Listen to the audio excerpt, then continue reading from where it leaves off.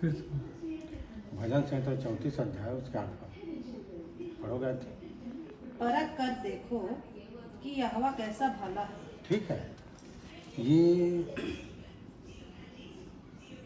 Bible जैसे हम पढ़ते हैं, देखो यहाँ पर मिल गया कि परख कर देखो कि यहोवा कैसा भला है ना। विश्वास करना है परमेश्वर से, उससे पहले आप उसको परखो, है ना। बोलते हैं ना कि विश्वास नहीं हो रहा है किसी चीज़ के लिए, ये बोल रहे हैं कि परख कर देखो कि यहोवा कैसा भला है ना।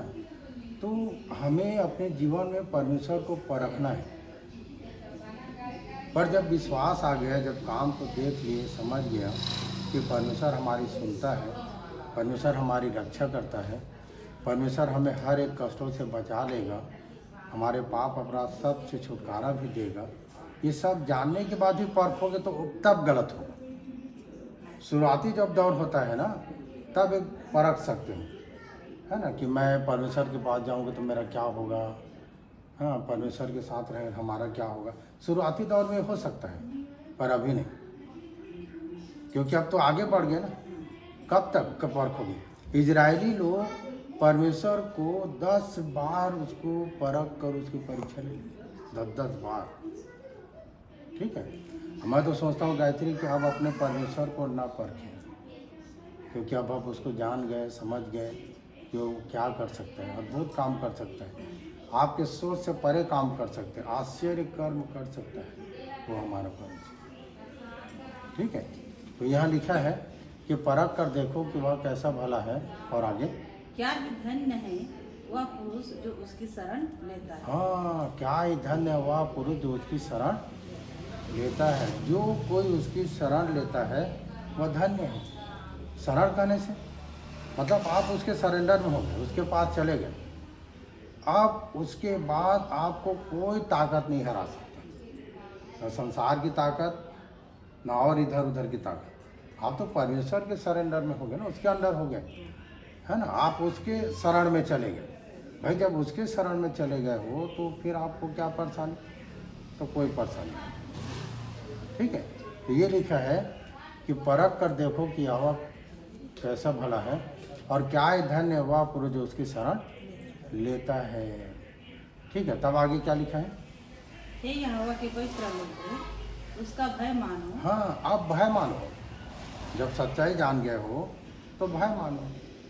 मैं तो देखता हूँ तो बहुत से ऐसे बातों को देखते रहता हूँ कि दुआ करने वाले लोग हैं और वचन पढ़ने वाले भी लोग हैं और वचन सुनने वाले लोग हैं, मानने वाले भी लोग हैं, पर भय नहीं आता है। पता नहीं क्यों भय नहीं होता है। भय होना चाहिए गायत्री, क्योंकि वो परमेश्वर आपको देख रहे हैं। और कहाँ तक देखता है मालूम है? वो पृथ्वी के नीचे तक देखता है। वो तो अलग बात है, सब चीज़ को देखता है, पर आपके मन को भी देखता है। पर सब चीज़ हम जानते हैं, फिर भय नहीं। तो मैं तो एक चीज़ बोलता हूँ, अगर आपके जीवन में भय नहीं है तो आप नहीं जानते। अगर आप भय में है तो आप जानते हो परमेश्वर, है ना। आप परमेश्वर को जान गए तब उसके भय में, और जानोगे कब? जब परखोगे। अब जब जान जाओगे तो आप उसके शरण में आ जाओगे, और जब उसके शरण में आ जाओगे तो लिखा है, हे यहोवा के पवित्र लोगों, उसका भय मानो, और क्योंकि उसके डराइयों को किसी बात की घटी नहीं होती। हाँ, क्योंकि उसके डरवाइयों को किसी बात की घटी नहीं। जो उससे डरते हैं, है ना। आप डरो तो परमेश्वर से, तो लिखा है कि जो उसके डरवाइये हैं उसको किसी बात की घटी नहीं होता है। ठीक है, इसीलिए आगे लिखता है, जवान सिंहों को तो घटी होती है और वो भूखे भी रह जाते हैं, परंतु यहोवा के खोजियों को किसी भली वस्तु की घटी न हो। जो उसके खोजते हैं उसके जीवन में किसी प्रकार की वो घटी नहीं होता है। ठीक है, तो इसीलिए लिखा है, परख कर देखो कि यहोवा कैसा भला है। ठीक है, और क्या ही धन्य वह मनुष्य जो उसकी शरण। आज हम धन्य में गिनती हैं गायत्री जो उसकी शरण है। हम उसके शरण में रहें और वो हमें संभाल। ठीक है, दुआ करें।